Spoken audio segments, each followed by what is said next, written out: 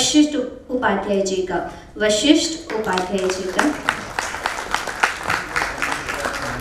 Common people रंगमंच के अध्यक्ष हैं संजीव कांत जी।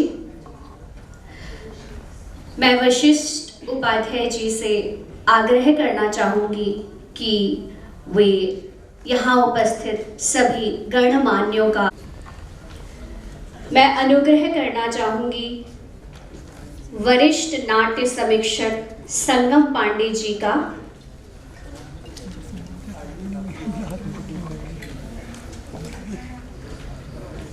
वरिष्ठ रंगकर्मी लेखक एवं निर्देशक जेपी सिंह जी का, संगीत नाटक एकेडमी के उप सचिव श्री सुमन कुमार जी का,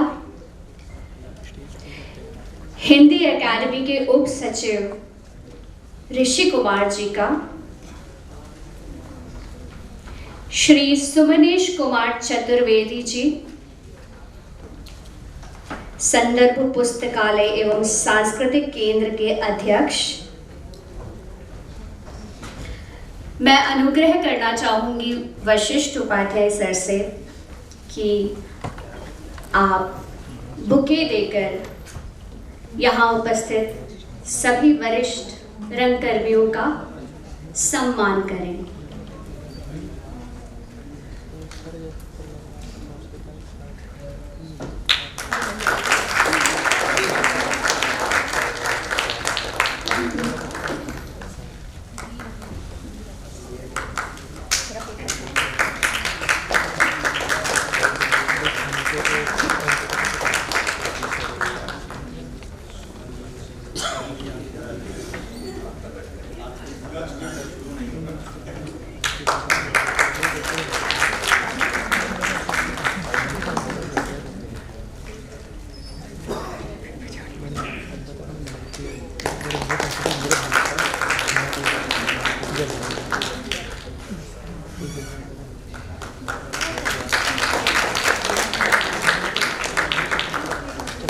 अमिता उद्गाता, सुभाष उद्गाता इन लोगों के साथ नाटक और रंगमंच के क्षेत्र में काम करना शुरू किया। तब से वे कई एकेडमिक और रंग संस्थाओं के लिए नाटक, निर्देशन और अभिनय कर चुके हैं। वशिष्ठ उपाध्याय जी साहित्य कला एकेडमी दिल्ली सरकार से 1998 से जुड़े हुए हैं और परिषद रंगमंडल के रेपरेटरी चीफ और कार्यक्रम प्रभारी के रूप में कार्य कर चुके हैं। आत्माराम सनातन धर्म कॉलेज की नाट्य संस्था रंगायन के साथ भी कई वर्षों से कार्यशालाओं और प्रस्तुतियों का निर्देशन कर रहे हैं। वे नवसृजन की खोज में रंगमंच को निरंतर आगे बढ़ा रहे हैं। आपका सधन्यवाद। अब हम आगे बढ़ते हैं। आदरणीय दर्शकों, आज हम आपको एक और आध्यात्मिक गहराई ने पूरे संसार को चकित कर दिया था। हम बात कर रहे हैं महान ऋषि अष्टावक्र की। अष्टावक्र का जीवन हमें सिखाता है कि आत्मा की शक्ति शारीरिक सीमाओं से परे होती है। आज की इस रंगमंच प्रस्तुति में हम अष्टावक्र के जीवन की उन महत्वपूर्ण घटनाओं को जीवंत करेंगे जिन्होंने उन्हें महानता के शिखर पर पहुंचाया। अतः मैं आपसे अनुरोध करना चाहूंगी कि आप अपने मोबाइल फोन्स को साइलेंट पर रख लें ताकि आप इस कथा का, इस यात्रा का, इस नाटक का पूर्ण आनंद ले सकें। तो आइए इस अद्वितीय यात्रा पर हमारे साथ चलिए।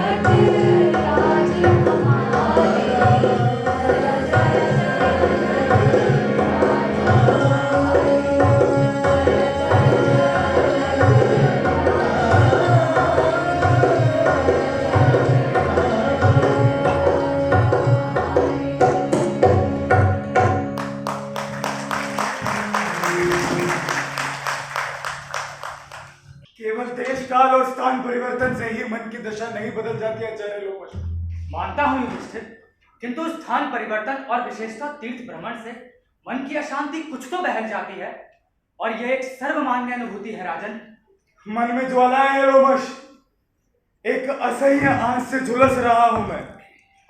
ऐसा लगता है अंदर ही अंदर सूख जाएगा रक्त मेरा, और एक दिन किसी अनजान माटी पर लुढ़क पड़ेगी युधिष्ठिर की रक्तहीन देह।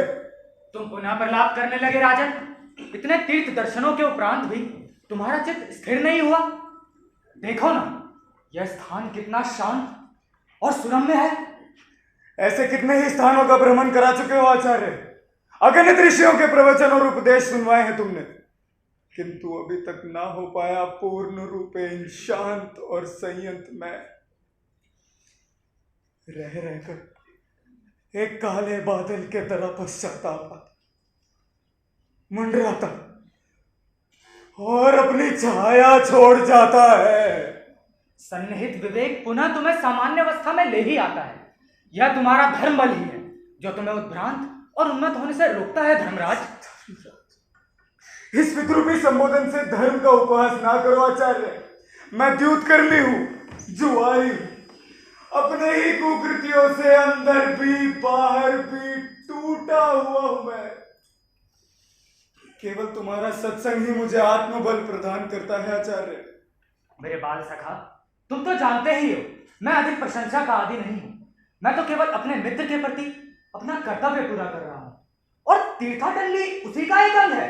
किंतु मेरा विवेक कहीं भी तो मुझे शांति से रहने दे, स्थिर नहीं होता चित्त किसी प्रकार। बारंबार अपने ही में उलझ कर रह जाता हूं मैं। भोक्ता बनकर अपने में उलझे रहने से कौन स्थिर हो सकता है? अपने से ऊपर उठकर आत्मदृष्टा बनो युधिष्ठिर। अपनेपन से बाहर निकल स्वतः को देखो, आत्मज्ञान से भर जाओगे। मैं अपने से बाहर निकलूं, शक्ति नहीं है जो मुझे निर्भय संतुलित प्रशांत बना दे। ऐसे आत्मज्ञान से कौन भर पाएगा? संभवतः विधि का विधान ही हमें खींच लाया है यहाँ, और हम अनायास यहाँ पहुंचे हैं इस ज्ञान मंडल की परिधि में। यही मिलेगी तुम्हें शांति। कौन सा स्थान पे ये? कहाँ पहुंचे हैं हम? समंगा नदी के तट पर महापंडित अष्टावक्र द्वारा स्थापित आश्रम के निकट। बड़े मेधावी थे क्या अष्टावक्र? वर्णनातीत मेधावी थे वह, न भूतो न भविष्यति। एक बार परम ज्ञानी जनक भी अपने में उलझ गए थे। उन्हें आत्मज्ञान का बोध कराया महापंडित अष्टावक्र ने। अपनी गीता सुना, मोहभंग किया विवेक का। दर्शन और ज्ञान की भंडार है अष्टावक्री गीता। मेरी जिज्ञासा बढ़ती जा रही है आचार्य। आज समंगा के तट पर इस सुरम्य तपोवन में ही विश्राम क्यों ना करा जाए? क्या यहाँ कोई नहीं मिलेगा जो मुझे मेधावी अष्टावक्र के ज्ञानोपदेश से शांति प्रदान कर सके? क्यों नहीं, श्वेत केतु और अष्टावक्र द्वारा यहाँ एक वेदाश्रम भी स्थापित है, जिसे आज भी उनके अनुयायी विधिवत रूप से चला रहे हैं। सब प्रबुद्ध हैं, सब ज्ञानी हैं। तब तो अवश्य ही उनके दर्शन का पूर्ण लाभ होगा। संभवतः इसीलिए हम आ पहुंचे हैं इस पुण्य क्षेत्र में। यह स्थान कितना शांत और सुरम्य है। आश्रम के दैनिक विधान और कार्यकलापों में कोई असुविधा न हो जाए, इसलिए मैं स्नातकों को सादर यहीं बुला लाता हूं।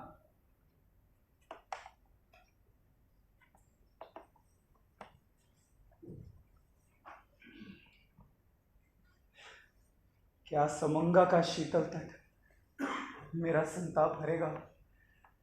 संभवतः उर के उद्वेलन को मिल जाए कुछ शांति यहां।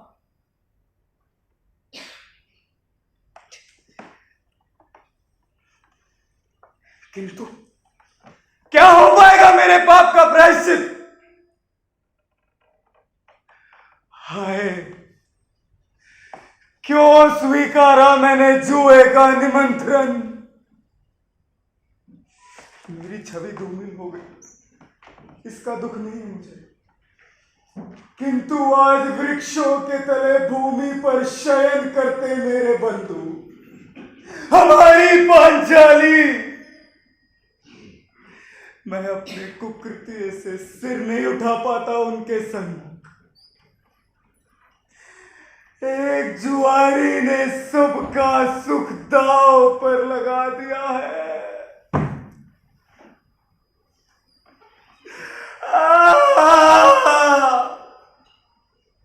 विदित नहीं तुम भी पशुपत्यास्त्र पाने। कहाँ भटक रहे हो मेरे अर्जुन? कहाँ भटक रहे हो?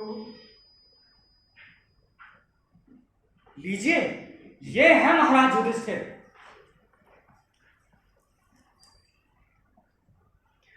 आप सभी प्रबुद्ध स्नातकों को मेरा नमन। आयुष्मान भव, विजयी भव, कल्याण वस्तु राजन। हमें अभी अभी आचार्य लोमश ने आपके यहाँ होने की सूचना दी और हम अविलंब आ पहुंचे धर्मराज के दर्शन को। इस संबोधन से मुझे लज्जित ना करो स्नातकों। धर्मच्युत है युधिष्ठिर, अपने परिवार और स्वजनों को देखो, संयत करो राजन। तुम पुनः प्रलाप करने लगे। क्या सोचेंगे स्नातक वृंद? मुझे क्षमा करना स्नातकों, अपने ही में बुरी तरह उलझ गया था मैं। कुछ ऐसा आख्यान सुना दो कि घड़ी दो घड़ी अपने पश्चाताप के जुल्सन से मुक्त हो सकूं। स्नातकों, युधिष्ठिर तुमसे मेधावी अष्टावक्र की गीता और उनकी कथा का गूढ़ तत्व सुनना चाहते हैं। वे तुम्हारे दादा गुरु के दादा गुरु थे, उनके संप्रदाय हो तुम। अतः अष्टावक्री आख्यान तुमसे अधिक सुंदर और कौन सुना सकता है? हम भजनानंदी हैं राजन। यत्र तत्र विचरण करके अपने आदि गुरु के आख्यान का भजन ही गाते हैं।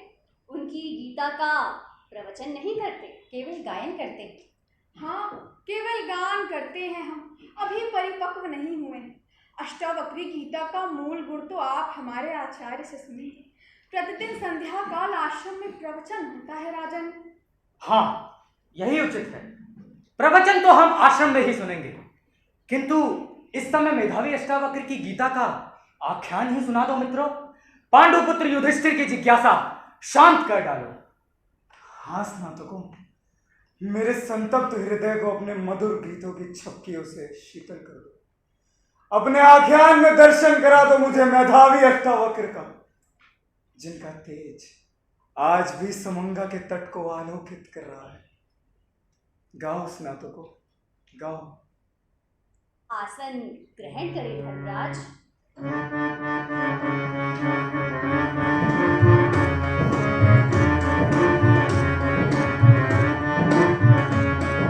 त्रेतायुग में ऋषियों कालक हुए महापंडित ज्ञानी, धर्म धुरंधर महादार्शनिक, तर्क निपुण योगी ज्ञानी। उनके सुन थे श्वेत केतु पुत्री एक सुजाता थी।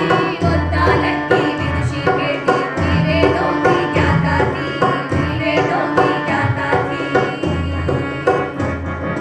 उनके शिष्यों में कहोड़ मुनि सर्वश्रेष्ठ कहलाते थे। प्रमुख वेद वेताओं की श्रेणी में आगे आते थे, श्रेणी में आगे आते थे। उद्दालक ने ऋषि कहोड़ अपनी पुत्री ब्याही थी। हर कहोड़ की प्राण प्रिया थी, सहधर्मिणी मनचाही थी, सहधर्मिणी मनचाही थी, सहधर्मिणी मनचाही थी। बुद्धिजीवी कहोड़ वेदों में समय बिताते थे। एक जून का भोजन भी तो कभी जुटा ना पाते थे, कभी जुटा ना पाते थे, कभी जुटा ना पाते थे। विद्या से भरपूर कुटी में भीषण निर्धनता छाई। गर्भवती जब हुई सुजाता, नहीं अधिक दुख सह पाई, वो नहीं अधिक दुख सह पाई, वो नहीं अधिक दुख सह पाई।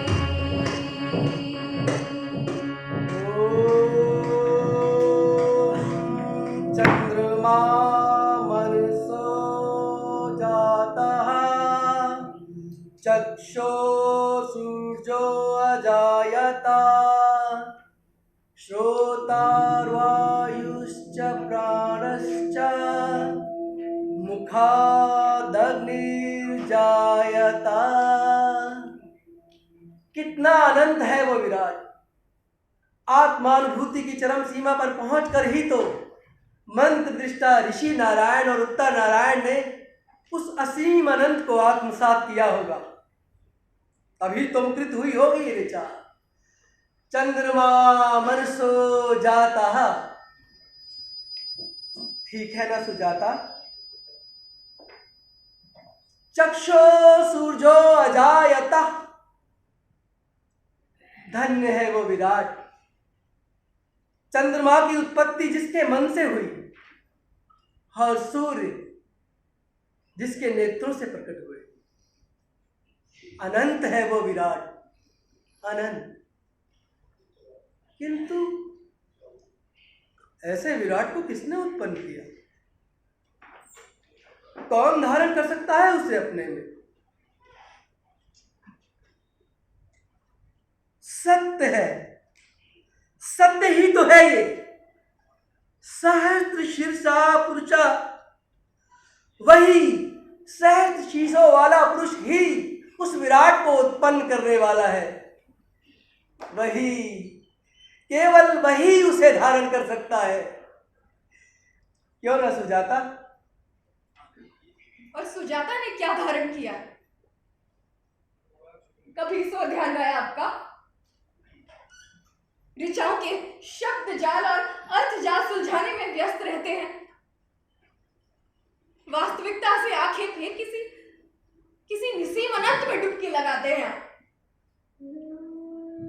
मैं अब तक सहती गई, किंतु यह यातना अब सहन शक्ति को पार कर गई है प्राणी। अब नहीं सहा जाता। क्या हुआ सुजाता? तुम यह कैसी सारहीन बात करने लगी? तुम तो सर्वदा वैदिक ऋचाओं के जटिल अर्थ सुलझाने में मेरी सहायता करती आई हो। मेरी सहधर्मणी हो तुम। आपकी अंकशायिनी भी हूं मैं। यह क्यों बोलते हैं आप? उषा अवतरण की इस बेला में पत्नी का यह पर्यायवाची नाम क्यों निकल रहा है तुम्हारे मुख से? ये संबोधन तो निशा के निविड़ अंधकार के बीच अष्टदीप शयन कक्ष में किया जाता है। उसी बेला में ही भार्या अंकशायिनी कहलाती है। और उसके बाद अंकशायिनी जो कुछ वहन करती है, क्या उस ओर ध्यान गया आपका? उसके बारे में क्या पल भर भी विचारा आपने? किसके बारे में? क्या बात कर रही हो सुजाता तुम? आज ही नहीं, कई दिनों से कह रही हूं, बार बार कह रही हूं, किंतु आपके कानों में तो मंत्र और ऋचाओं की अभेद्य परतें जम गई हैं, जिन्हें एक अभावग्रस्त गर्भवती की भूखी कराह नहीं सुनाई देती। भूखी कराह? किसकी भूखी कराह? हाँ, भूखी कराह। एक कुपोषिता गर्भवती की विभूषित रुदन, ये कह रही हूं मैं। मैं भूल गया था सुजाता कि तुम गर्भवती हो। बात यह है सुजाता, यही बात तो अंकशायिनी को भ्रूण वाहिनी बनाकर भूल जाती है। पुरुषों की जात। मैं इसे लांछन नहीं, सत्य के रूप में स्वीकार करता हूं सुजाता। तुम्हारा ये रोष मुझे शिरोद्धार्य है। मैं अपराधी हूं सुजाता।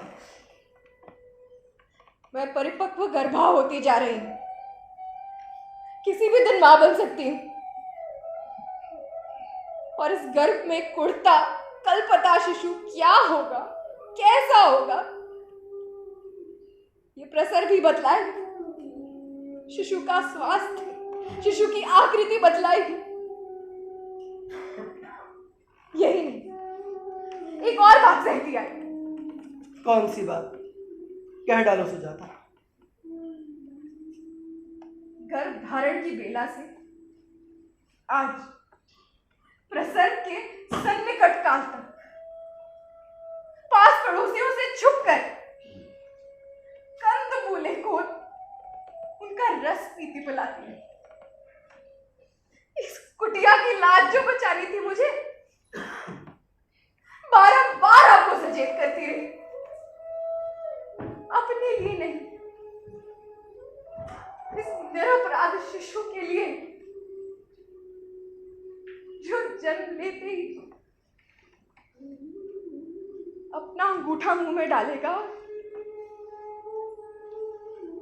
और उसकी माँ आत्मग्लानि में डूब रहा है कौन? और उसकी दुग्ध विहीन माँ अपने सूखे स्तनों को निचोड़ती हुई उस नवजात के गले में 2 बूंद दूध टपकाने का असफल प्रयास करती और रह जाएगी केवल आंसू टपका। ऐसा करुणाजनक चित्र न खींचो सुजाता, मैं इसकी कल्पना भी नहीं सह सकता। ये विचार मुझे विचलित किए दे रहा है सुजाता। पुरुष कहलाने का दम्भ भरते हो, जिसे कष्टों की मेरी कल्पना भी असहनीय लगती है। जूझ पाएगा वो जीवन के कटु संघर्षों से? नहीं, वो तो पल के बूंद अपनी मन की गहराइयों में डूबने का स्वांग रचेगा, पल भर में पलायन कर जाएगा एक निसीम अनंत में और एक महाशून्य में जाकर अपना मुंह छुपा लेगा। इतना मत कोसो सुजाता, इतनी कटु तो तुम कभी ना थी। तुम तो सर्वदा मृदु व्ययनी, सदा सुहासनी थी तुम। मातृत्व की बेला में पयस्विनी होने लगती है नारी, किंतु इस भूखी माँ की सूखी छाती में दूध कहाँ से आएगा? बोलो, कहाँ से आएगा दूध? पयस्विनी मृदुवयनी हो सकती है, मुक्तहासिनी हो सकती है ना? मैं अपराधी हूं सुजाता। आकाश की अनंत गहराइयों में उस निस्सीम शून्य में उड़ते विचरते विचारों को पकड़ने में मैंने इस धरती से दृष्टि हटा ली थी। मैं स्वप्नद्रष्टा बना हुआ था। आज हो रहा है यथार्थ का बोध मुझे। बोध होने में बहुत विलंब हो गया। जो क्षति होनी थी वो तो हो चुकी, पूर्ति तो ना होगी इस भावुक शोक से।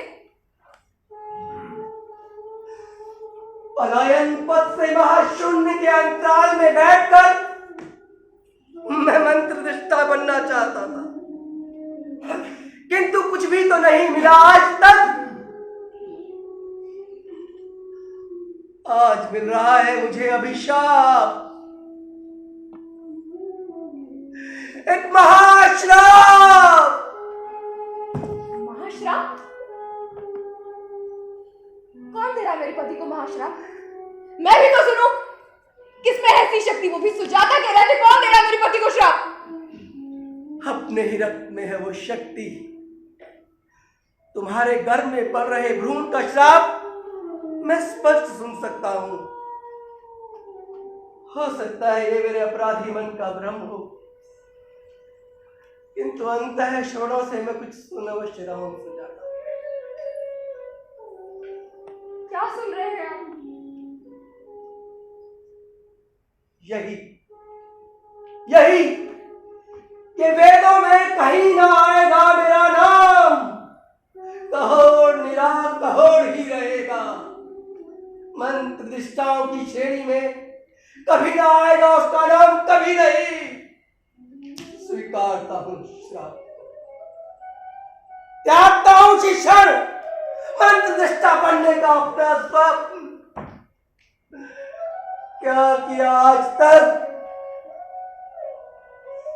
केवल चलता रहा स्वयं। अचानक ये कैसा प्रलाप करने लगे प्राणी?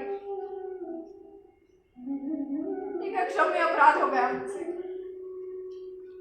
जैसे अब तक चुप ही रहना था मुझे। मैं बोली ही क्यों? मुझे क्षमा कर दीजिए, मैं बोली ही क्यों? तुमने ठीक किया सुजाता। इस कल्पना जीवी को कटु सत्य का बोध कराया और यथार्थ के धरातल पे ला पटका, सत्योद्घाटन किया। आज कहोड़ को कर्तव्य बोध हो गया सुजाता। लज्जित हूँ अपने कटु वचनों से। मां बनने की उत्तेजना में अनर्गल बातें कहेंगे, क्षमा नहीं करेंगे ना? कैसी बातें करती हो सुजाता। संभवतः तुम मुझे क्षमा कर दोगी, किंतु यह आगंतुक कभी क्षमा नहीं करेगा। जो गर्व से ही भोग रहा है मेरी आप कर्मठता का दंड, क्या वो क्षमा करेगा मुझे? आप ये सब बातें मुझ पे छोड़े। माँ ही तो संगति में संस्कार भरती है। जो कुछ भी आप सोच रहे हैं वे भ्रम है, सत्य नहीं। एक और भी सत्य उद्घाटित हुआ आज। इस भ्रमित कहोड़ की आंखें कुछ और अधिक खुल गई आज। क्या सत्य उद्घाटित हुआ प्राणी? तनिक मैं भी तो सुनूं। यही कि मुझ जैसे कितने ही आत्मलीन बुद्धिजीवी भूखे मरते हैं यहाँ, जो पहुंच पाते हैं किसी तरह राजमहलों में, वही है ऐश्वर्य भोगी, वही है विद्वान, इन्हें येन केन प्राकारेण राजाश्रय मिलता है। वही है भाग्यवान, वही। ऐसी उत्तेजना क्यों कर रहे हैं? हाँ, वही है भाग्यवान जिन्होंने इधर उधर स्नातक भेज अपना प्रचार किया। आकर्षित होकर राजा ने आए उनके आश्रमों तक। सहस्त्र गायें मिली जिन्हें अगणित थाल भर मणिमुक्ताएं स्वर्ण मिला। वही बने राजपुरोहित, शोभित हुए वही वशिष्ठ पदवी से। अन्यथा बोले कोई, कितने कहोड़ बन पाए वशिष्ठ आज तक? बोले कोई, कितने कहोड़ बन पाए वशिष्ठ आज तक? बोले कोई, बोले। आक्रोश और पश्चाताप से समस्याओं का समाधान नहीं होता प्राणी। अब तक पलकों में छुपाए रखा अपने प्रियतम को। आपका वियोग नहीं सह सकती, किंतु मुझ में जागा हुआ ये मातृत्व अब इस शिशु का पोषण चाहता है। अब मुझे भी गाय चाहिए, भरपेट अन्न चाहिए। इसके लिए, आपके वंशदीप के लिए। ठीक है सुजाता, मैं अभी प्रस्थान करूंगा मिथिलापुरी को। सुना है राजा जनक की सभा में नित्य प्रतिशार और वाद विवाद होता ही रहता है। योग्यता अनुसार कुछ मुझे भी मिल ही जाएगा। मैंने भूखा प्यासा रहकर जो कुछ भी ज्ञान अर्जित किया है, उसे दांव पे लगा के आगंतुक के पोषण की व्यवस्था करनी ही होगी।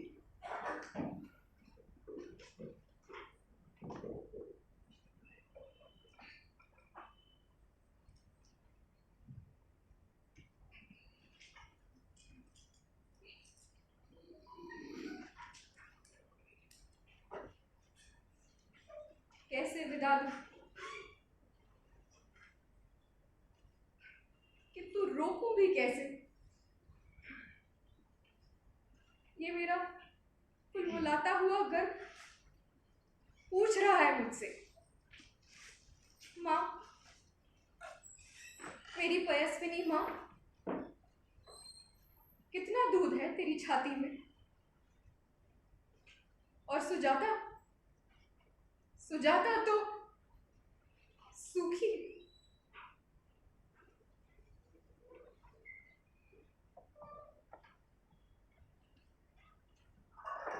मेरी प्रतीक्षा करना सुजाता।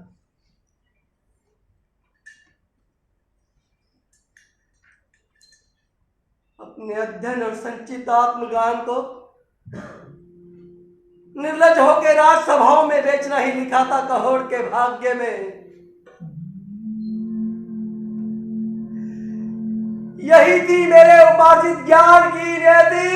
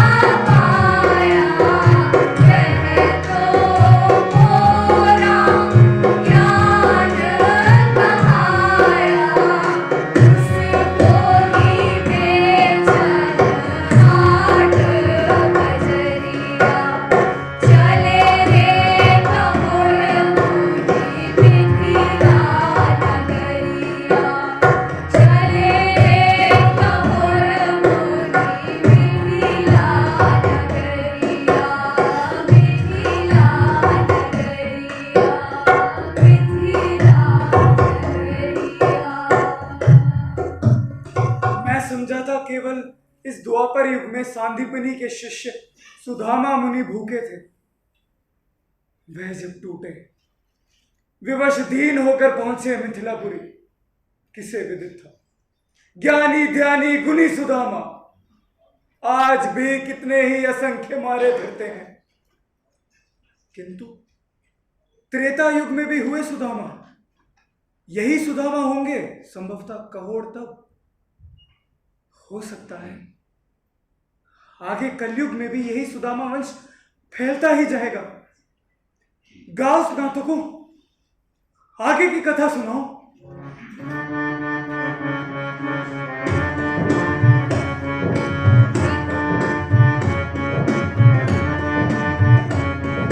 बीता समय सुजाता की गोदी में नन्हा शिशु आया। आठ जगह टेढ़ा मेढ़ा था, अष्टावक्र वो कहलाया।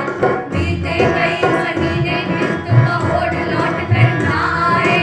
अष्टावक्र सुजाता पर दुख के काले बादल छाए, दुख के काले बादल छाए, दुख के काले बादल छाए। अपने सुख का कष्ट सुजाता आगे नहीं देख पाई। भूखी प्यासी शिशु को लिए पिता के आश्रम में आई। उत्तालक को अष्टावक्र पिता ही अपना कहते थे। श्वेत केतु मामा थे सब वो छाया बनकर रहते थे, वो छाया बनकर रहते थे, वो छाया बनकर रहते थे।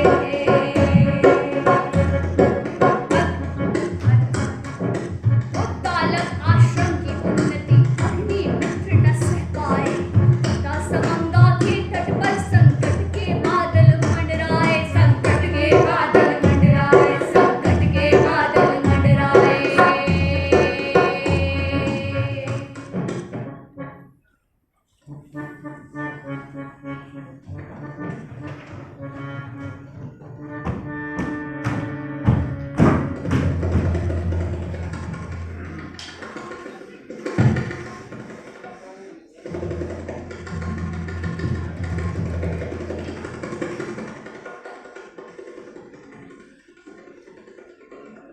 जो स्वयं टूट जाता है वह फिर किसी को जुड़ने नहीं देता, और जो स्वयं ढह जाता है वह फिर किसी को उठता नहीं दे सकता। अग्नि मित्र हूं मैं, अग्नि है मित्र मेरा, जिसे चाहूं जब चाहूं भस्म कर दूं।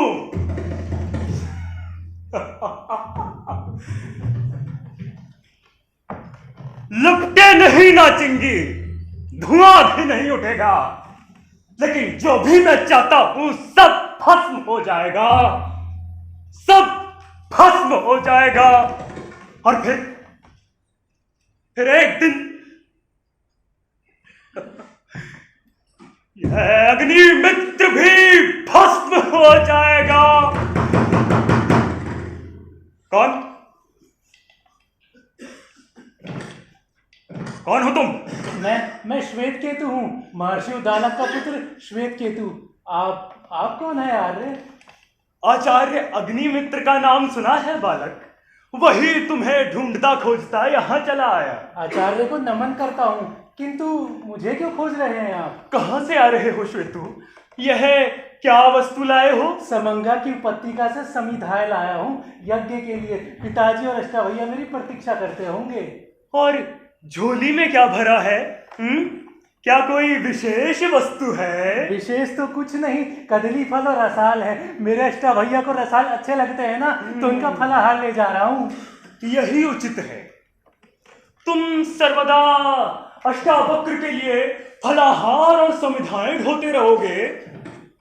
क्या जीवन भर उसकी चाकरी में लगे रहोगे? कर्तव्य को चाकरी क्यों कह रहे हैं आप? मैं अपने कर्तव्य को भली भांति जानता हूँ। हाँ, कर्तव्य से अवगत हो, अधिकार से नहीं।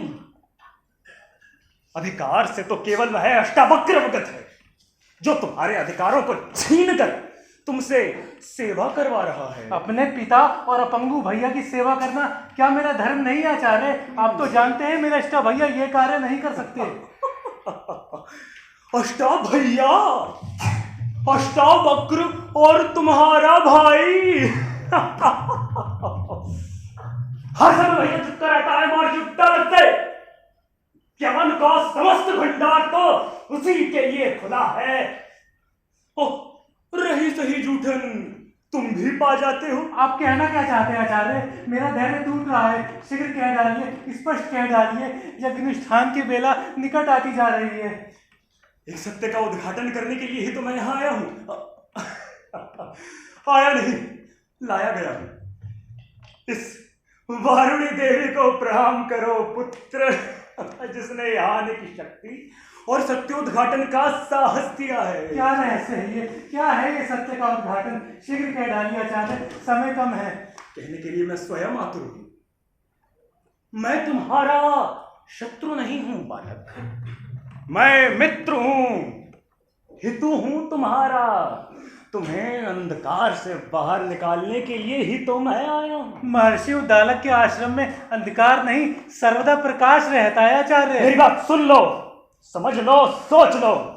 इस अभिशप्त और परमुखापेक्षी जीवन से मुक्ति पा जाओ। मेरी जिज्ञासा को अत्यधिक भड़का डाला है आचार्य आपने, उसे अब शांत भी कीजिए। मैं अकारण ही विचलित सा हो गया हूँ। कह डालिए आचार्य, अब क्या कहना चाहते हैं? शीघ्र और स्पष्ट रूप से कह डालिए। यज्ञ अनुष्ठान की बेला निकट आती जा रही है। संभवतः कल से तुम यह चाकरी नहीं करोगे। तुम बैठोगे यज्ञ अनुष्ठान में और सेवा टहल का कार्य कोई अन्य स्नातक करेगा। मेरा धैर्य टूट रहा है। कह डालिए आचार्य, आप कहना क्या चाहते हैं? तुम्हारा भाई यह जनपद है। अभी कुछ देर में यहाँ चहल पहल शुरू हो जाएगी। चलो वहां चलो, कुंजों की गोद में सब समझा दूंगा। जीवन भर मेरा अधिकार मानते रहोगे।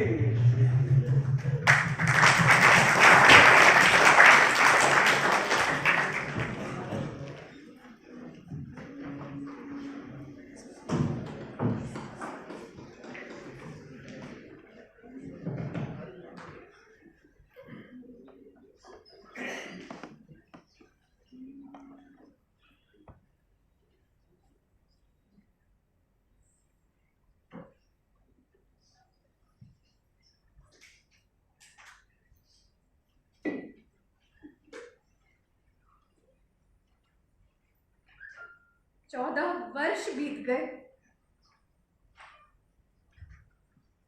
इस सूने आसन पर कब पधारोगे प्राणेश?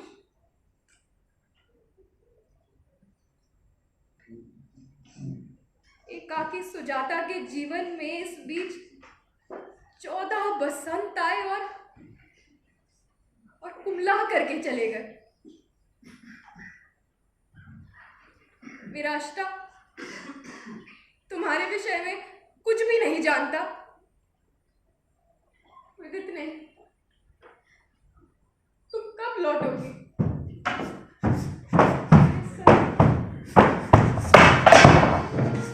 क्यों? तुमने ऐसा क्यों किया माँ? बोलो, तुमने ऐसा क्यों किया माँ? क्या हुआ? तू रोता क्यों है अष्टा? तुझे रोते हुए कभी नहीं देखा मैंने।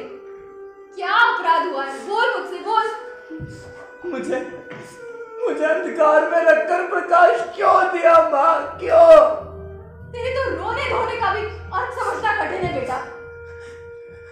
देख, प्रकाश को तू गर्भ से ही लाया है ना? तो अंधकार की बात कैसी मेरे लाल? माँ, मैं तुमसे जन्मा हूँ, है ना? हाँ, तू मेरा जाया है, सर्वस्व है मेरा। माँ, मुझे तुम्हारे गर्भ में कौन लाया? क्या महर्षि उद्दालक?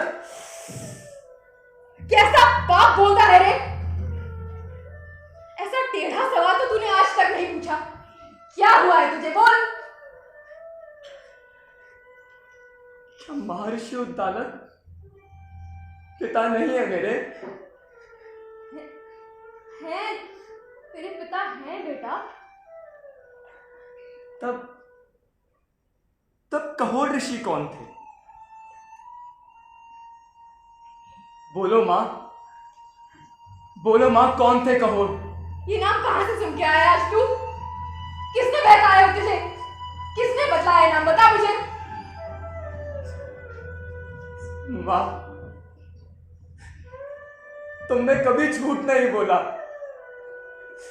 क्या महर्षि उद्दालक पिता नहीं है मेरे? है तेरे पिता है बेटा। तब कहोड़ कौन थे माँ? बोलो माँ, कौन थे कहोड़?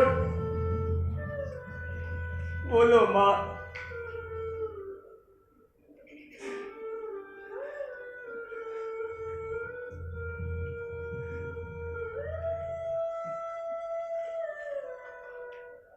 वो पिता थे तेरे।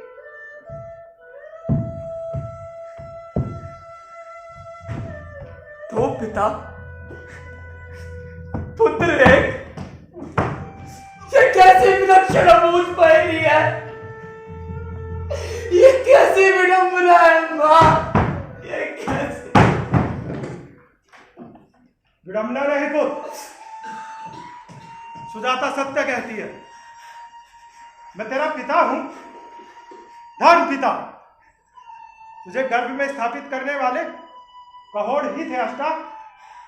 आज आपके मुंह से नाम क्यों फूट पड़ा पिताजी? अब मैं अष्टा के सामने भी आपको पिता कह सकती हूँ। अब तक सभी की तरह गुरुदेव कहती रही, किंतु ये रहस्य खोला किसने? श्वेत केतु ने। श्वेत केतु ने? किंतु श्वेत केतु को भी तो यही वजह था कि अष्टा उसका जुड़वा भाई है। स्वर्ग से धाते समय विमाता श्वेत केतु को मुझे सौंप कर गई थी। दोनों को सहगर्भियों की तरह मैंने पाला है। आज यह व्रत किसने कर डाला? आचार्य अग्निमित्र ने।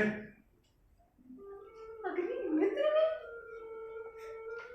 कहोड़ के बाल सखा ने? हाँ।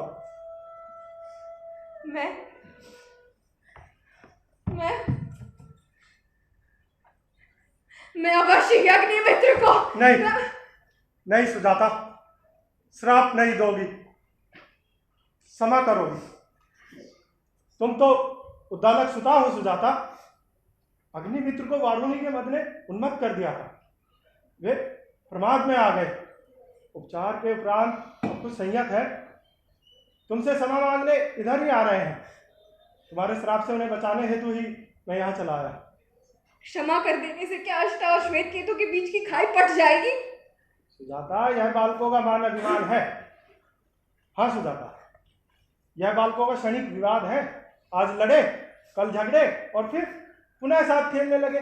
और फिर श्वेतु और अष्टा तो मेरे शिष्य है। वे प्रबुद्ध है, अतः शीघ्र ही द्वंद्वातीत हो जाएंगे। कौन हुआ है द्वंद्वातीत आज तक? राग द्वेष, मान अपमान, जय पराजय के द्वंद्व ने कभी मानव को सुख से जीने दिया है? हम सब दंभ पोषित हैं। पद दंभ, सत्ता दंभ, ज्ञान दंभ, स्वर्ण दंभ, हम सब दंभ पोषित है। चारों ओर दंभ ही दंभ। इसीलिए तो होता है द्वंद्व, भीतर भी बाहर भी। इसीलिए तो होते हैं युद्ध। अन्यथा बोलो, क्यों होता देवासुर संग्राम? आप तो उनके हितु थे, बाल सखा थे उनके। ये क्या कर डाला आपने? इसीलिए तो क्षमा याचना करता हूं बहन। बाह्य विनिर्मित अनुशासन को अंतर्मन की दुर्बलता कब आच्छादित कर डाले कौन जान सकता है। आज वारुणी के मद ने सब पहाड़ उड़ेल दिया। आप वारुणी पर क्यों आचार्य? इसीलिए क्योंकि उत्तालक का आश्रम प्रगति कर रहा था, उसका यश चतुर्दिक फैल रहा था, मेरा आश्रम बुझ रहा था, मैं बुझ रहा था, मैं बुझ रहा था, मैं बुझ रहा था। आप विश्राम करें आचार्य, आपकी सांस तो बुरी तरह फूल रही है। लीजिए, आप चल लीजिए।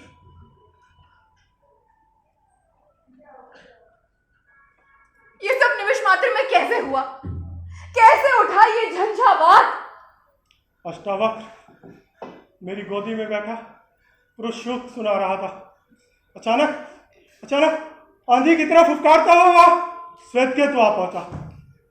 मेरा श्वेतु विवेक शून्य हो गया, हार गया मेरी।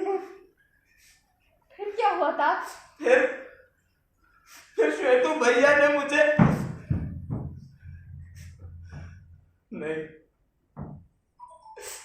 नहीं, श्वेतु मामा ने मुझे पिताजी की गोद से नहीं, नाना जी की गोद से हाथ खींचकर उठा दिया और स्वयं वहां बैठकर कहने लगे कि इस स्थान का एकमात्र अधिकारी श्वेतकेतु है। श्वेतु के इस अप्रत्याशित और अभद्र व्यवहार से मैं स्तब्ध रह गया। मेरा श्वेतु स्वयं को खो बैठा और उसने कहोड़ के बारे में जो कुछ सुना था सब उड़ेल डाला। मेरा श्वेतु हारी है, मेरी है।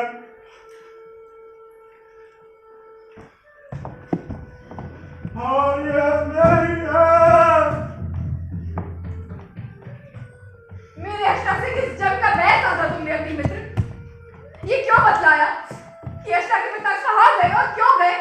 इसीलिए कि इस स्वाभिमानी और हठी बालक में अपने पिता को प्राप्त करने की स्पर्धा जाग जाए, और नादान बालक निकल पड़े वनों में उन्हें खोजने के लिए, और इसी तरह उत्तालक आश्रम का जोड़ा बिखर जाए।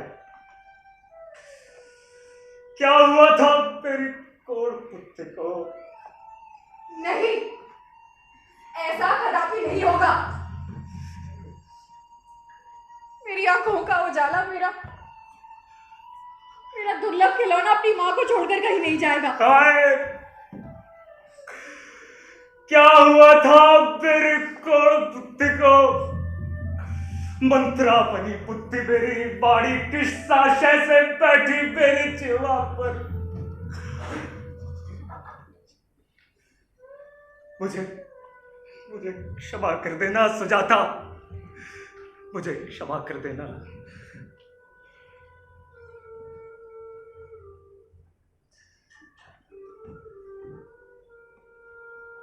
मैं भी वही जाऊंगा जहां कहोड़ गए थे। मैं प्रायश्चित करूंगा। क्यों भड़काया मैंने अष्टावक्र को? क्यों भड़काया? भड़काया नहीं, सचेत किया, जागृत किया एक सुषुप्त शक्ति को। तन का हूं अष्टावक्र, परशुराम हूं मन का। आज फिर होगा प्रयाण, प्रवासी पिता को खोजने जाएगा अष्टावक्र। एक वनवास और। अग्निमित्र की जीवा में सरस्वती ने वास किया। अब शुभ ही शुभ होगा मां, मंगल ही मंगल होगा मां, मंगल ही मंगल होगा। मेरे नन्हे, तुझे कौन पद बतलाएगा? मेरा इकलौता नन्हा सा अष्टावक्र, तू कहाँ जाएगा, कहाँ भटकेगा? मां, हमको तो चलते रहना है, बड़ा वक्र पथ। विदित नहीं अगले वक्राकार मोड़ के बाद कौन से दृश्य मिलेंगे। रूखे सूखे प्रदेश हों, तप्त रेणु से जल विहीन प्यासे मरुथल हों। हमें तो चलते रहना, यही तो जीवन है मां। हमें चलते रहना है मां। कैसी गूढ़ हंसी भरी बात करता है। नहीं नहीं, मेरे चौना को कहीं कुदृष्टि न लग जाए। मेरी आंचल की छाया को मत छोड़ लाडली, मत छोड़। एक शेष अवलंब, एक आशा केवल तू है मेरे अष्टा, मेरे दुर्बल बालक। मां, इस दुर्बल काया के अंदर जो कुछ भी है वो अजय है। अष्टावक्र बाहर है, भीतर कार्तिकेय है। हाँ मां,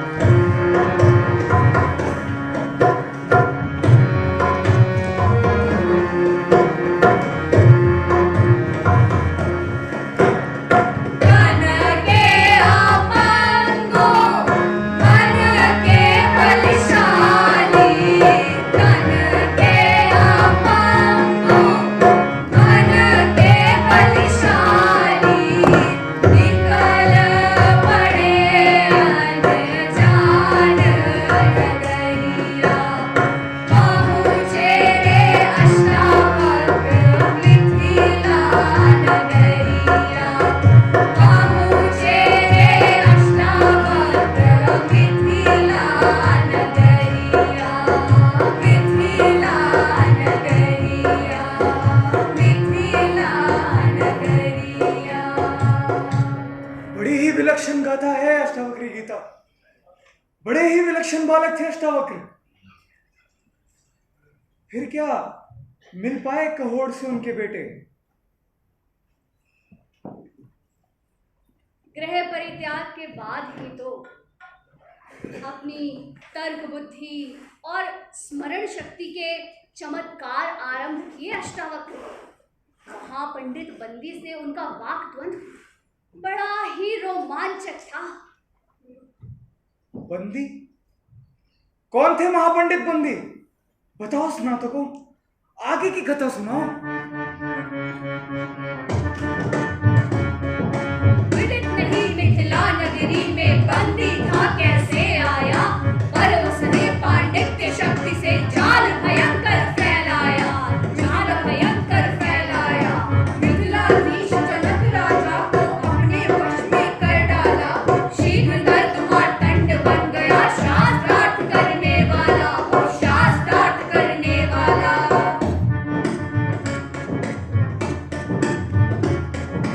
एक विलक्षण नियम बनाया, ऐसी चाल चली भाई, आर्यावर्त में यही घोषणा उस पंडित ने करवाई। करे पराजित जो बंदी को वो अतुलित धन पाएगा, जो हारेगा उसे सिंधु में तुरंत डुबोया जाएगा, तुरंत डुबोया जाएगा, तुरंत डुबोया जाएगा। हतभागी कहोड़ की सुध लेने उनके बेटे आए, वह अपंग बालक बंदी जैसे दानव से टकराए, जैसे दानव से टकराए, जैसे दानव से टकराए।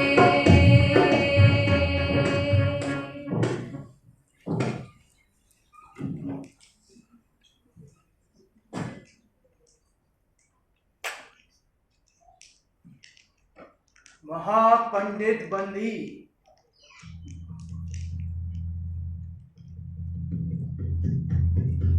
आज आपकी प्रतीक्षा और चुनौती का अंतिम दिवस है। निसंदेह राज, आज अंतिम दिवस है, किंतु मुझे लगता है आपकी मिथिला का बुद्धि संपन्न जनपद आज पंडित विहीन हो गया है। देखिए राजन, ये देखिए, प्रथम प्रहर बीत गया और कोई नहीं आया अब तक। मैं चिंतातुर हूं राजन, आपने सर्वदा प्रतिज्ञा निभाई है। हाँ आचार्य, मैं अवश्य ही वचनबद्ध हूं।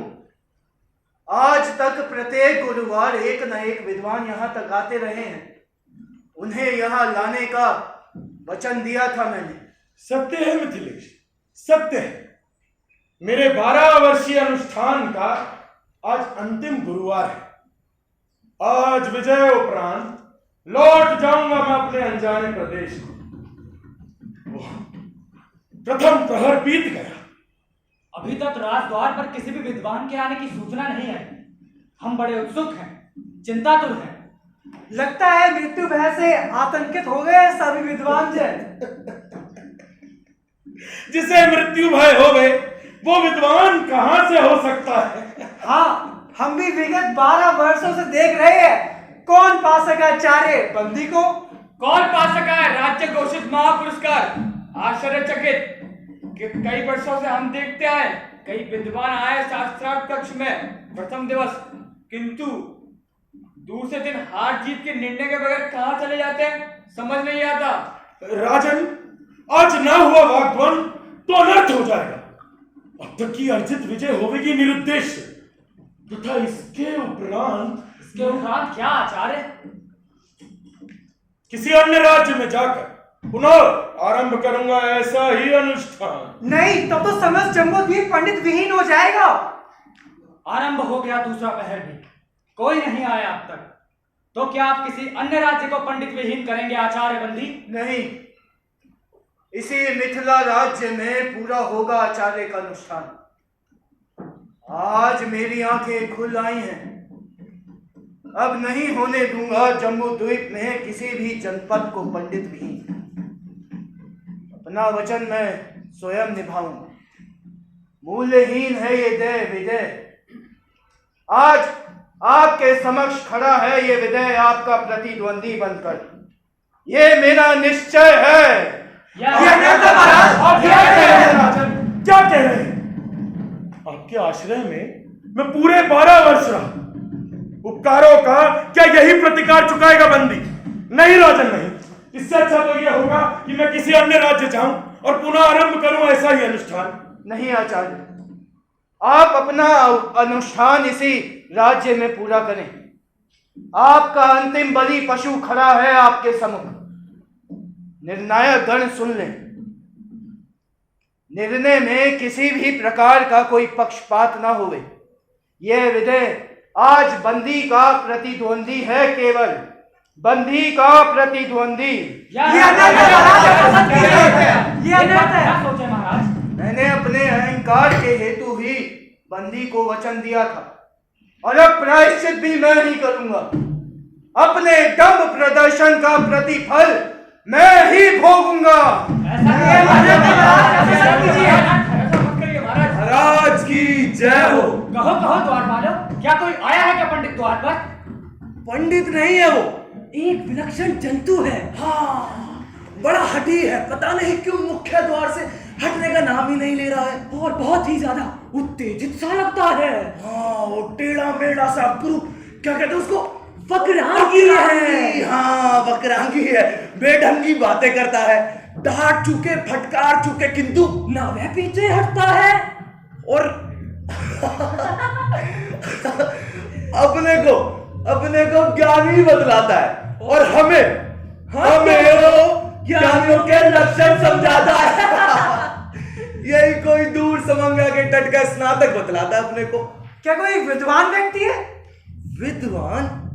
विद्वान नहीं है वो तो एक 14-15 वर्ष की आयु का एक साधारण बालक है।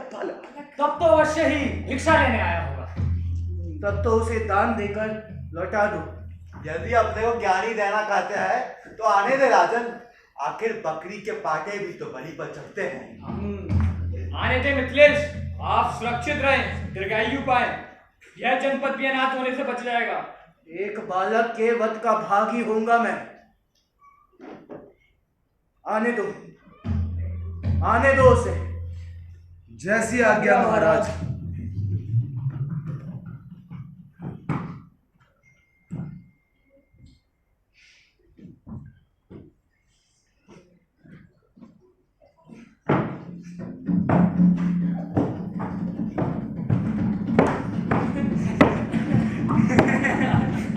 विद्वजनों के संरक्षक और आश्रयदाता राजा जनक, आयुष्मान भव।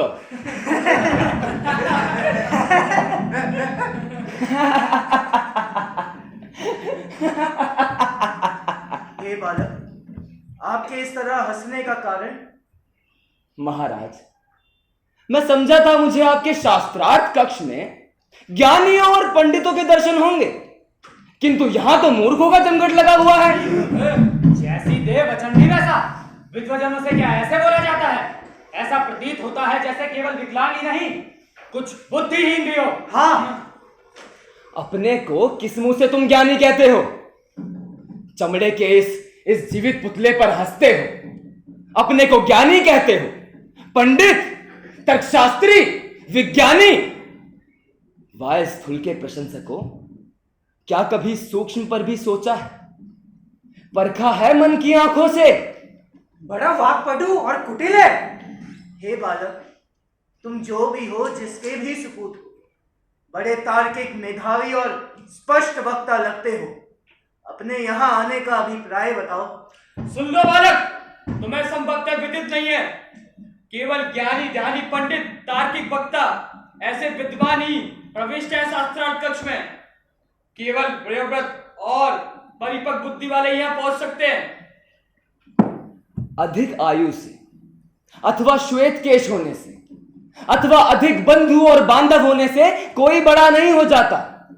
महामंत्र दृष्टाओं, नीति निपुण ऋषियों ने व्याख्याएं की हैं व्यस्क की, जो वेदों के सब अंगों का स्वाध्यायी हो, यमी, संयमी और ब्रह्मचारी साधक हो, और श्रेष्ठ वक्ता जो हो वे, उसे सयानों की श्रेणी में रखा जाता है। तो क्या तुम मंदी से टकराने आए हो? बोलो बालक, तुम्हें किसने देखा है? संभवतः पुरस्कार पाने का लोभ ही खींच लाया हो। हाँ, कोई भी तो पा ना सका विजय का वह महापुरस्कार। जो भी आया हुआ पराजित और अदृश्य। फिर विगत 12 वर्षों से यही तो देखते आए हम सब। जब मैं 8 वर्ष का छोटा सा बालक था, यदि तब कोई बतला देता मुझे कि मेरे पिता विवश होकर यहां आए थे अपने ज्ञान का विक्रय करने, और उन्हें विलीन किया पंडित बंदी ने, मैं तभी पंडित का गर्व चूर्ण कर देता, इनका शीश झुका देता। मूर्ख बालक, सोते हुए सिंह को जो छेड़े, परिणाम विदित होगा तुम्हें। बहुत ज्ञानी होना तुम, अपनी विषाक्त जीवा से ओट चाटते तुमने क्रुद्ध नाग पर पैर रख दिया। अब विषदंश प्रहार सह पाओगे उस घर का। अग्नि प्रलय जब होता है, तब वेगवती सरिताएं क्या, सागर भी झुलस सूख जाते हैं। सुन लो बंदी, अग्नि के सम्मुख तुम भी आज खड़े हो। जाओ बालक, जाओ, अपनी दुखियारी मां की गोद सूनी मत करो। जाओ और जाकर उनके आंसू पोंछो। बालक, मैं तुमसे वाग्द्वंद करूं ये मुझे शोभा नहीं देता। जाओ। तब तो अभी इसी बेला में अवश्य चढ़ेगा अष्टावक्र इस मंडप पर। विप्र कुमार, बिना विपक्षी के बल का अनुमान लगाए द्वंद भूमि पर कूद रहे हो। ऐसे वचन गर्व और गरिमा के वही बोल सकता है जो प्रतिवादी के बल से अवगत हो जाए। अनजाने ही मेरे उर में इस निर्णय और निश्चय का अंकुर तभी फट चुका था जब मेरी एकाकी मां पीपल के नीचे मेरी ओर पीठ फेर सिसका करती थी। जिस दिन विदित हुआ षड्यंत्र मुझे बंदी का, उस समय मेरे निश्चय की पुष्टि हुई थी। इसलिए तो समंगा का तट छोड़ा और आश्रम छोड़ा। जाओ बालक जाओ। कहा तो अपनी दुखियारी माँ के आंसू पोंछो। वक्री बालक सुनो, हक छोड़ दो। ये बकरी बंदी को सीधा करने हेतु यहाँ आया है। हे तर्क मार्तंड, चलो मंडप के ऊपर। जैसा भी हो, अब तो बुद्धि परीक्षण होगा। हाँ, यह भी हमें देखना होगा। सर्वोदित है इसका निर्णय, पर निर्णायक के नाते निर्णय तो देना ही होगा। ये निर्णय आप बंदी पर छोड़े। ये खोखली हड्डियों का टेढ़ा मेढ़ा कंकाल जल्दी में नहीं डूब पाएगा। ये तो बस ऊपर ऊपर एक कठपुतली सा तैरेगा। हाँ, घड़ी तो घड़ी इस विकरांगी बालक के मैं तुतलाते बोल सुनूंगा, फिर मुक्तिदान दे दूंगा इसको। कुछ दिन और रह लेगा सूखी माटी पर। अरे ये अपंगु तो केवल दया पात्र है, दया पात्र। वाक्दोंड का आज अंतिम दिन है। सभा सावधान हो जाए और वाक्दोंड शुरू होने से पहले चारणगण घोषणा सुनाए। जैसी आज्ञा महाराज। सभी उपस्थित जन सुने ये घोषणा महान। आज सभा के मध्य है दो प्रकांड विद्वान। तर्क करने आए हैं, देख गया भंडार, ज्ञान का यह लाए हैं। एक और बंदी खड़े महातर्क मार्तंड, आर्यावर्त में व्याप्त है जिनकी कीर्ति अखंड। न जिनसे जीता कोई, जो हारा सागर में उसकी काया खोई। एक कहोड़ के पुत्र सुजाता के जाए हैं, अष्टावक्र अब दूसरे मंडप पर आए हैं। निज पांडित्य दिखाने, निश्चय कर आए हैं बंदी से टकराने। सभा सावधान हो जाए। आज वाक्द्वंद के लिए मैंने एक विलक्षण विषय चुना। वक्ता अंकों पर बोलेंगे। कौन सा अंक किस लिए प्रसिद्ध है, इसी पर बुद्धि का परीक्षण होगा। और हाँ, दोनों वक्ताओं को परस्पर प्रश्नोत्तर करने की भी छूट है। अंकों की महिमा छंदों में कहनी होगी। दोनों ही वक्ता यही इसी समय छंद रचेंगे और बोलेंगे। अद्भुत होगा ये। कहो महापंडित बंदी, स्वीकृत है? स्वीकृत है राजन, स्वीकृत है। अष्टावक्र, स्वीकृत है? राजन, स्वीकृत है। आज का वाक्धन बड़ा ही अद्भुत होने वाला है। उचित क्या है? आज का विषय बड़ा ही उत्तम है। बहुत उत्तम, अद्भुत होगा। पहला अंक है एक। बंदी, सुनाए एक की महिमा। जी राजन। श्रोता गणों ध्यान से सुने एक की महिमा।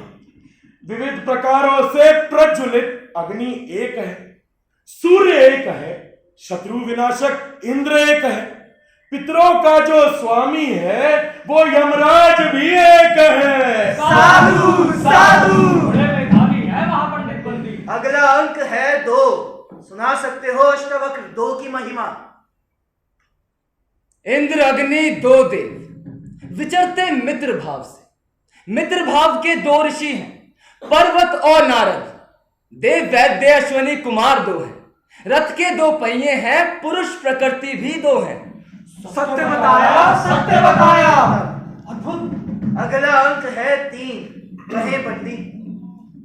तिर्यक मानव देव योनिया तीन कहां थी। यजु ऋग साम वेद भी त्रय हैं। स्वर्ग नर्क और मृत्यु लोक ये तीन लोक हैं। सूर्य चंद्र और अग्नि ज्योति के तीन रूप हैं। साधु साधु। अगला अंक है चार। कहे अष्टावक्र?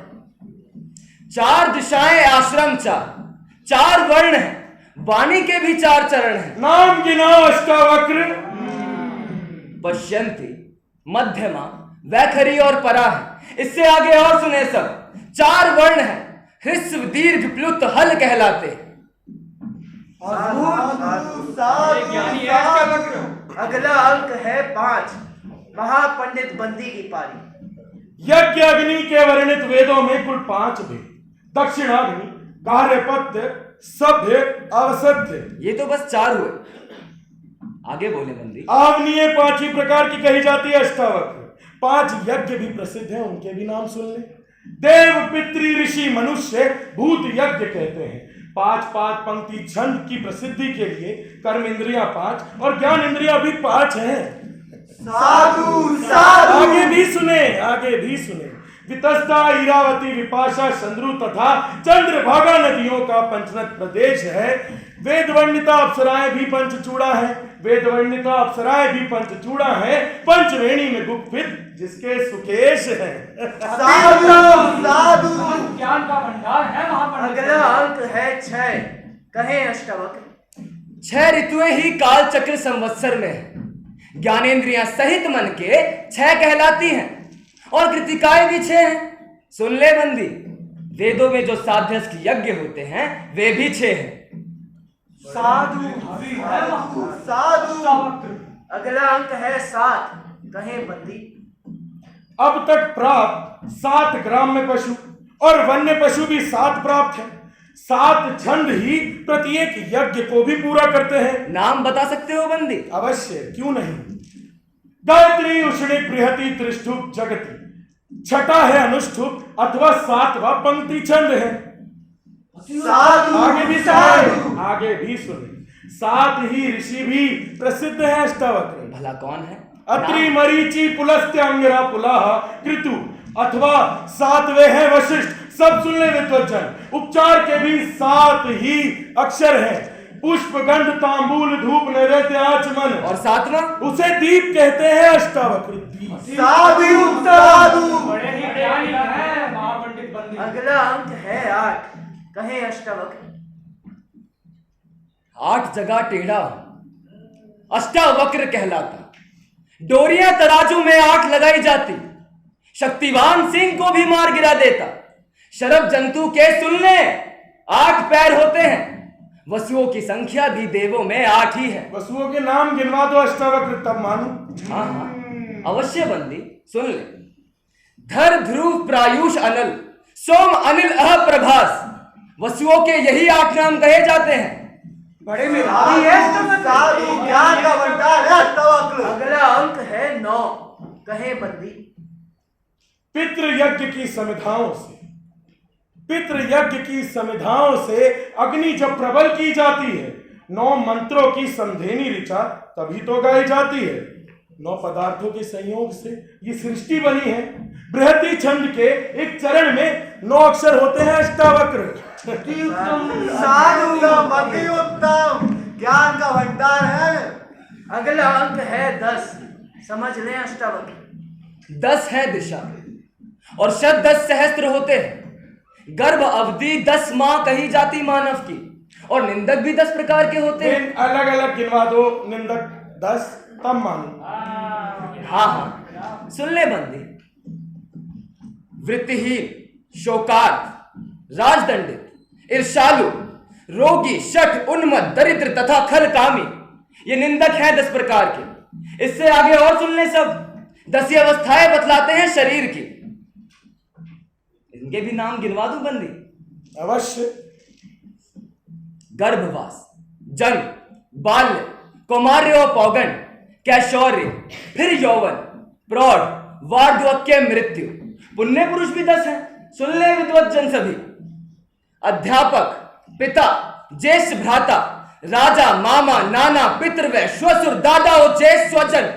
हे विद्वज्जन, इन 10 के साथ करूं तुम्हें नमन। साधु ज्ञान का समस्त भंडार है अष्टावक्र।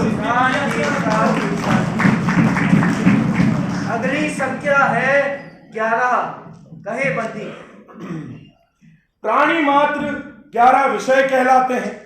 इस प्रकार ज्ञानी जिनको बतलाते हैं, चलना फिरना, मैथुन सुख, मल त्याग, बोलना और ग्रहण करना, ये कुल 5 कर्म इंद्रियां हुई, शब्द स्पर्श रस रूप गंध, ये हुई ज्ञान इंद्रियां। 5 और 5 जोड़कर 10 हुए ना अष्टावक्र, और 11वां मन का विषय मनन है। अति उत्तम, अति उत्तम। आरण्य 11 की महिमा सिखलाते हैं। प्राणी मात्र में विकार भी 11 कहलाते हैं। काम, क्रोध, अहंकार, लोभ, मोह, मद, मत्सर, राग, द्वेष, हर्ष, शोक की संज्ञा पाते हैं। और सुने, 11 ही रुद्र भी कहे जाते हैं। बोले बोले बंदी, किस क्रम में वे आते हैं? निकृति, मृग, व्याध, सर्प, स्थाणु, पिनाकी, ईश्वर, अजय, कपाद, कपाली, भव, अर्बुदनीय और दहन। जय शंभू, जय सभा अपने को संयंत्र रखे, शास्त्रार्थ की मर्यादा को ना भूलें। दोनों ही वक्ता एक दूसरे को हतोत्साहित ना करें। अगला अंक है 13। महाराज, क्षमा चाहूंगा। त्रयोदशी तिथि उत्तम, पृथ्वी में 13 द्वीप। त्रयोदशी तिथि उत्तम, पृथ्वी में 13 द्वीप। त्रयोदशी तिथि उत्तम, पृथ्वी में 13 द्वीप। संधि अधूरा है बंदी, शेष पंक्तियां बोले। त्रयोदशी तिथि उत्तम, पृथ्वी में 13 द्वीप। संधि अधूरा है? संधि अधूरा? संधि अधूरा है। त्रयोदशी तिथि उत्तम, पृथ्वी में 13 द्वीप। अष्टावक्र, क्या तुम ये छंद पूरा कर सकते हो? कहो अष्टावक्र, क्या तुम ये छंद पूरा कर सकते हो?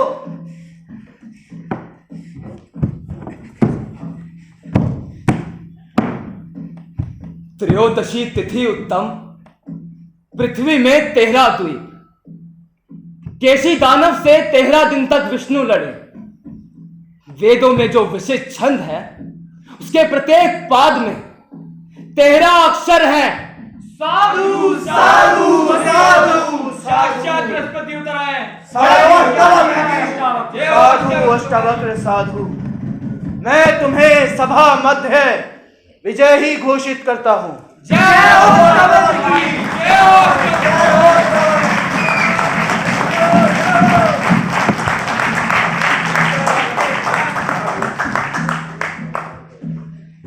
किसने सोचा था कि तर्क मारतंड महापंडित बंधी को भी कोई पराजित कर सकता है? मुझे आज भी विश्वास नहीं है। राजन, लगातार जीत से जीवन का संतुलन बिगड़ने लगता है। अविरल विजय दंभ को पोषित करती है और ज्ञान अहंकार बन जाता है। आज जानकर प्रसन्नता हुई, नूतन प्रतिभा फूटी। बंदी का युग बीत गया, एक युगांत हो गए, एक युगांत हो गए। कैसे हो सकता है युगांत? हाँ, कैसे हो सकता है युगांत? ये बंदी जब तक जीवित है, कैसे हो सकता है युगांत तक? बंदी जिसने अपना अहंकार और दम पूजने इन 12 वर्षों में अगणित विद्वानों को डुबो दिया गहरे सागर में। बंदी जिसने अगणित माताओं से उनके इकलौते सुख छीने। बंदी जिसने नवविवाहिता सुहागनों की सिंदूरी मांगे पोछी। वो बंदी जब तक जीवित है, कैसे हो सकता है युगांत तक? वो बंदी जब तक जीवित है, बुद्धिजीवियों की हत्या का, शोषण और दमन का युग कैसे बीतेगा? बोलो। अष्टावक्र युगांत करेगा बंदी युग का। हे मेधावी अष्टावक्र, मैं हुआ पराजित। मेरा जीवन और मृत्यु शारदा पुत्र के चरणों में है। जैसे हो संतुष्टि आपको वही कीजिएगा। जगह दीजिए मुझे अपने। हे अष्टावक्र, बंदी का अभिवादन तो स्वीकार कीजिए। मैं निश्चय करके निकला हूं। रोती मां के सम्मुख एक शपथ ग्रहण की, एक महान प्रतिज्ञा की थी। उसे पूर्ण करना ही होगा। जहां कहोड़ सदृश ज्ञानियों को भेजा है वहीं तुम्हें भी जाना होगा। अगणित भूखे मकर मत से अपना मुंह बाए, जहां तुम्हारी बाट जो होते वहीं तुम्हारी अंतिम गति है। हे अष्टावक्र, ठीक है, जहां पर मैंने तुम्हारे पूज्य पिता को पराजित करके भेजा, उसी सिंधु नदी में मैं भी चला जाऊंगा, उसी सागर तल में चला जाऊंगा। हे महापंडित बंदी, वर्षों तक मुझे ये बात सदा सताती रही। यद्यपि ये मेरी असफलता होगी कि जो महापंडित बंदी ने, जिसने इस राज्य से सब विद्वानों के चिन्ह मिटा दिए, वो किस प्रदेश से आए हैं? है कहां आश्रम तुम्हारा? है कौन गुरु तुम्हारे? कई बार मैंने भी ये रहस्य जानना चाहा, किंतु महापंडित ने अनसुनी कर दी। हाँ, विविध अवसरों पर भोजों में यह प्रश्न मैंने पूछा, लेकिन बंदी ने बात टाल दी और घुमा दी। कहो बंदी, है कहां आश्रम तुम्हारा? है कौन गुरु तुम्हारे? जय हो अष्टावक्र तुम्हारी। जय हो उपस्थित सभी विद्वान एवं पंडितों की जय हो। मेरे स्वामी वचनबद्ध हैं। स्वामी? जी हाँ, मैं इनका सेवक हूँ। वीरभद्र, तुम राजमहल के द्वारपाल हो और अब अपने आप को बंदी का सेवक बुलाते हो। वीरभद्र, यह क्या कहते हो? छद्मवेश में वीरभद्र ही मैं कहलाया। अब इनके करुण दास हूं मैं। हम करुण लोक से आए हैं, करुण लोक से। जी हाँ, करुण पुत्र है।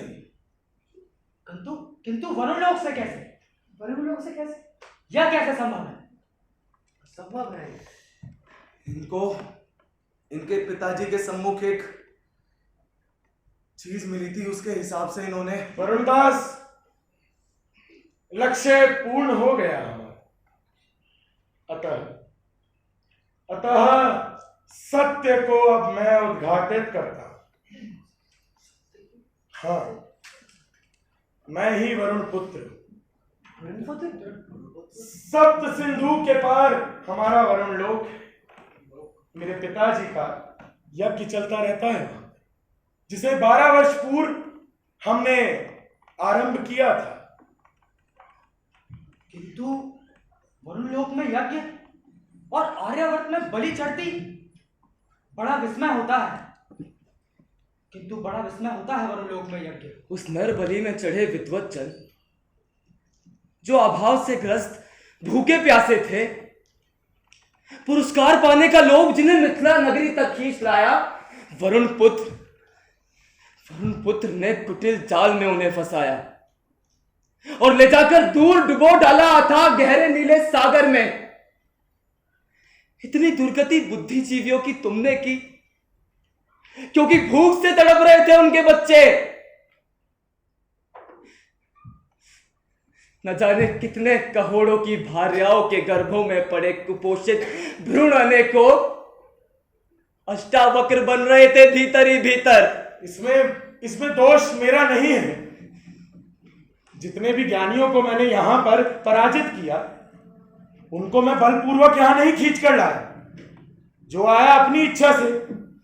हाँ, यह हो सकता है कि उन्हें अभाव खींच लाया हो, किंतु इसमें दोष मेरा है या इस आर्यवर्त के प्रजापाल का।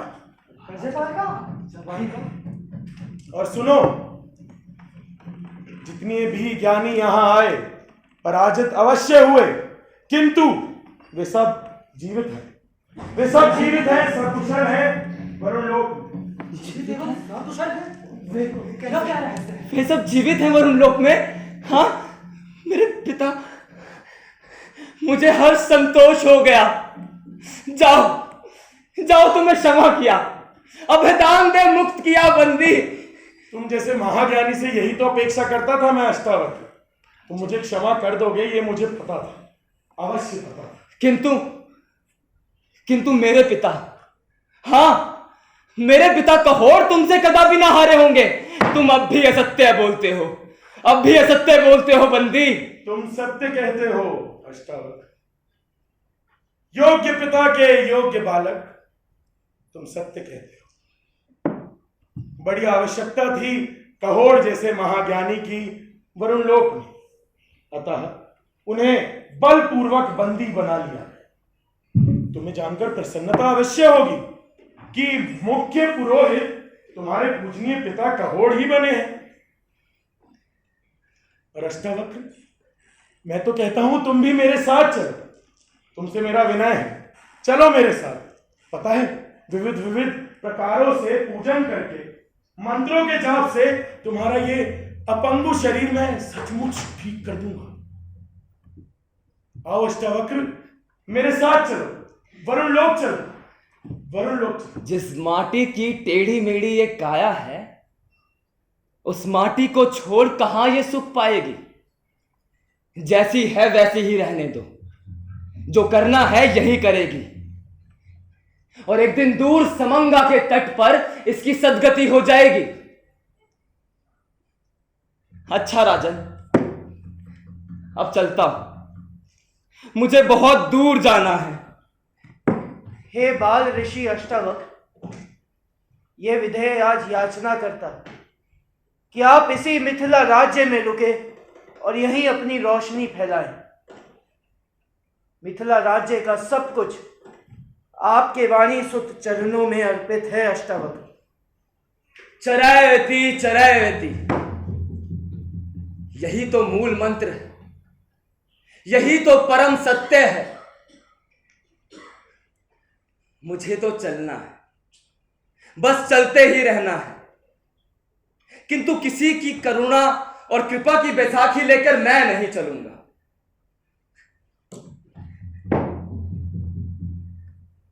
सुनो, एक दिन आऊंगा मैं, ज्ञान सिंधु का मंथन करके गीता नवनीत जब प्राप्त कर लूंगा, कुछ घड़ियों को आऊंगा मैं, अष्टावक्री गीता तभी सुनाऊंगा मैं। एक दिन आऊंगा मैं, एक दिन आऊंगा।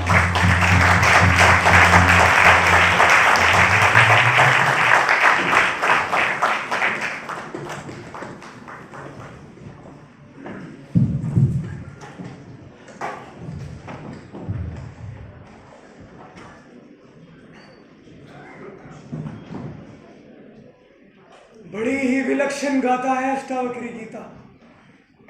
हाँ, कुछ तो शांति प्राप्त हुई मुझे, किंतु एक प्रश्न अभी भी बचा हुआ है।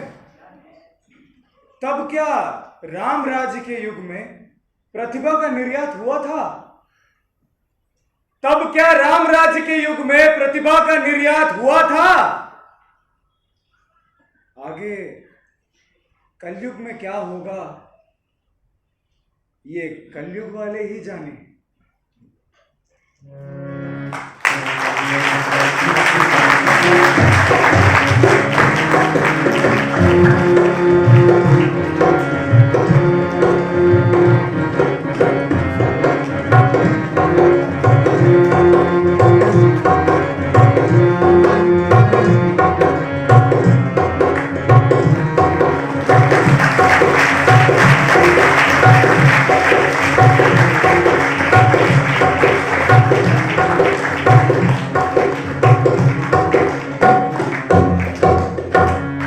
प्रिय दर्शकों और सम्मानित कलाकारों, आज की इस अद्भुत प्रस्तुति के लिए मैं आप सभी का तहे दिल से धन्यवाद करती हूँ।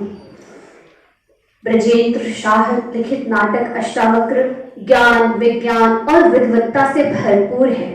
आशा है आप सभी कुछ न कुछ ज्ञानवर्धक सामग्री समेट पाए होंगे। आप सभी के सहयोग और समर्थन के बिना यह नाटक संभव नहीं हो पाता। आप सभी के लिए जोरदार तालियां।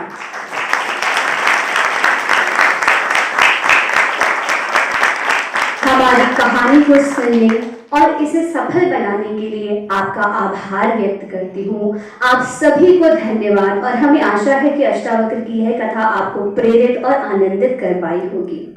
मंच पर उपस्थित कलाकारों से आप सभी का परिचय कराना चाहूंगी। युधिष्ठिर की भूमिका में थे जिबिन जोसेफ, योगेश ऋषि की भूमिका में विवेक चौरसिया, स्नातकों की भूमिका में ज्योति उपाध्याय, संगीता सुयाल और आकांक्षा सिंह, सुजाता की भूमिका में रवलीन कौर चावला, कबोर्ड मुनि की भूमिका में तारा सिंह, अग्निमित्र की भूमिका में आदित्य दुबे, श्वेत केतु की भूमिका में विशाल मौर्य, अष्टावक्र की भूमिका में राहुल शर्मा, उद्दालक ऋषि की भूमिका में कैलाश मेहरा,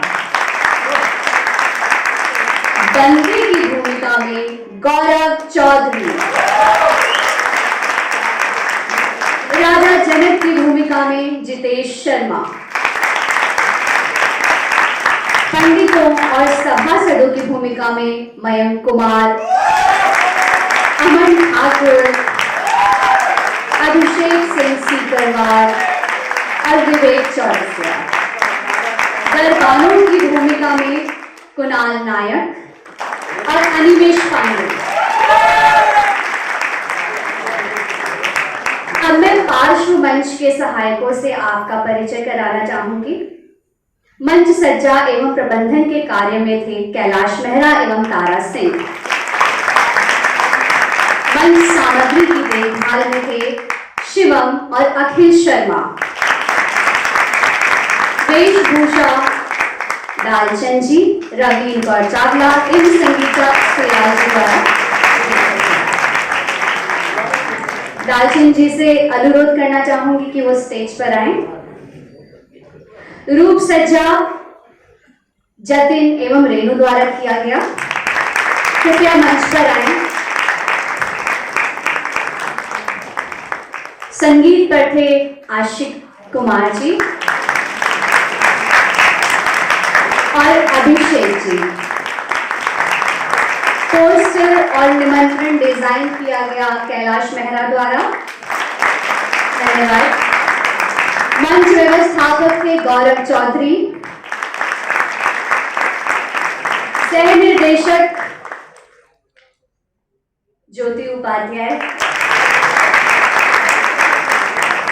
परिकल्पना एवं निर्देशन वशिष्ठ उपाध्याय। जोरदार तालियों से उनका स्वागत कीजिए।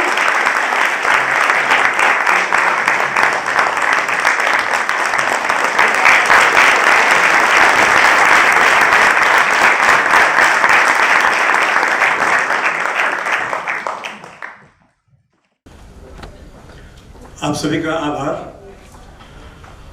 धन्यवाद। आप सभी लोग आए। हम सब इतनी छोटी सी टीम का मनोबल बढ़ाया। हमारे पास हमारे गणमान्य लोग यहाँ पर उपस्थित हैं।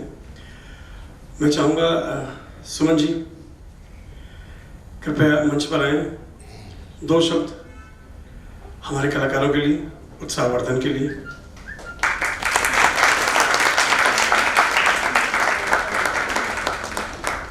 आप संगीत नाटक एकेडमी में उप सचिव के पद पर हैं और लगातार रंगमंच से जुड़े रहते हैं। लिखना, लिखाना, पढ़ना, पढ़ाना, निर्देशन, अभिनय। सर, ये छोटी सी टीम नहीं है, बहुत बड़ी टीम है। ऐसे वक्त में जब रंगमंच में बहुत कोई ऐसा सुविधाजनक जगह नहीं है कि जहां आप बहुत ऐशो आराम पा सकें, वैसे इतने लोगों का जुटना, इतने युवाओं का जुटना विलक्षण है। सही बात है, ये सफलता है। मैं बधाई देता हूँ आप सबको।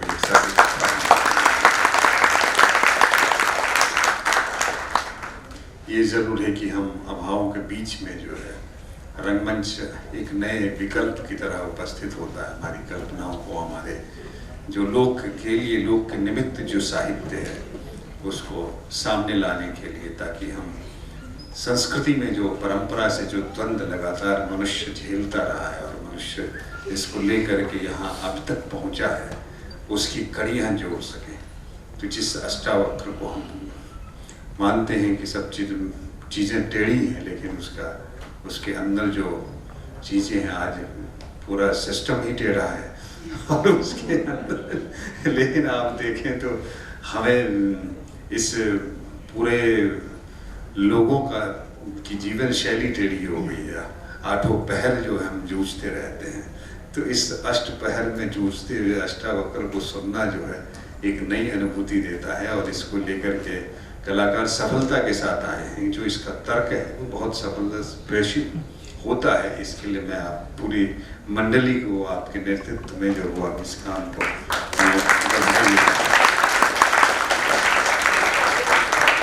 आप सभी युवा हैं और इनमें से बहुत अनुभवी, और इनके कॉम्बिनेशंस के साथ जो नाटक पूरे अपनी बात को रख पाता है, और ये नाटक की सफलता होती है कि वो जो कहना चाहता है, जिसको लेकर के लेखक इसे पूरे इस नाटक के संसार को, मंच के संसार को वाक्यों के, शब्दों के माध्यम से व्यक्त करता है, वो बहुत उतर पाया।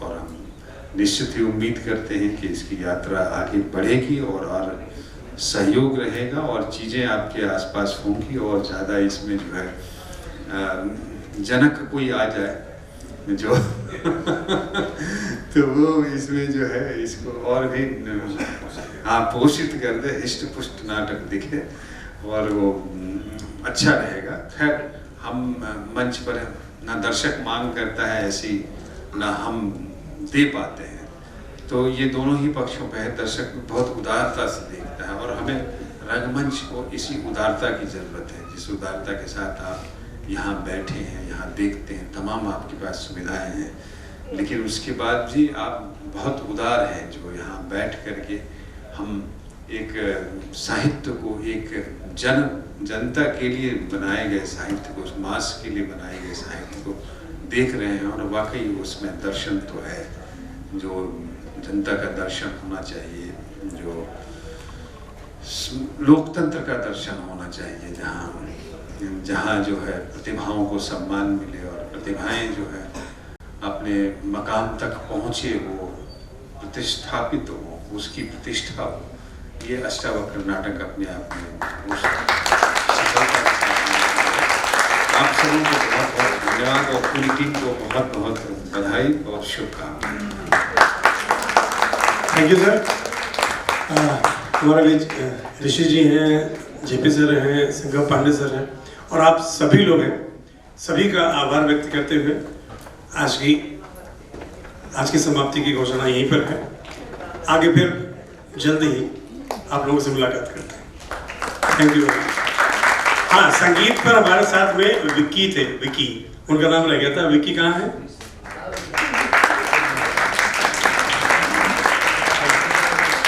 जो रिकॉर्डेड म्यूजिक दे रहे थे। Thank you sir, thank you very much.